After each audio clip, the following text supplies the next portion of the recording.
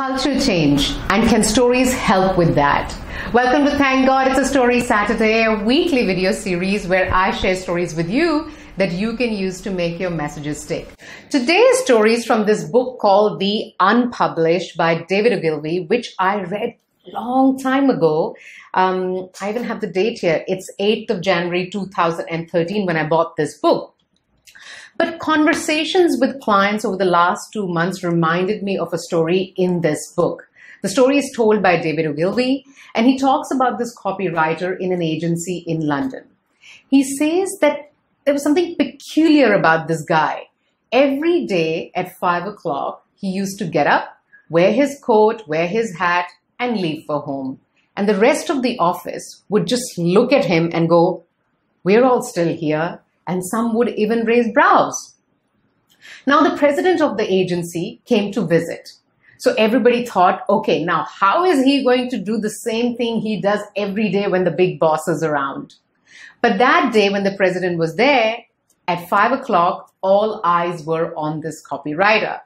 This copywriter got up, wore the hat, wore the coat, and left the office. Even the president took notice.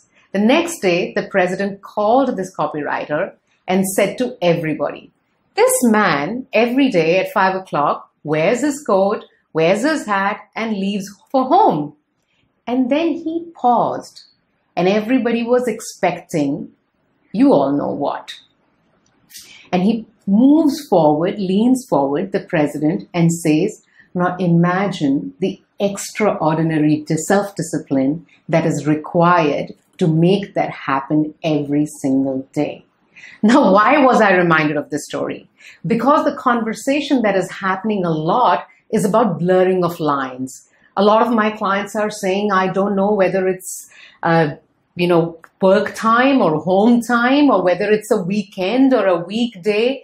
So the point is that not until someone from the organization will get up and tell a story of the desired behavior, self-discipline, less distraction, managing your time well, the culture of the organization in this new normal will not change. So don't just talk about stories of things that are not working. Talk about stories of things that are working. What are the desired stories you want to see more in the future, in your organization, in this new normal?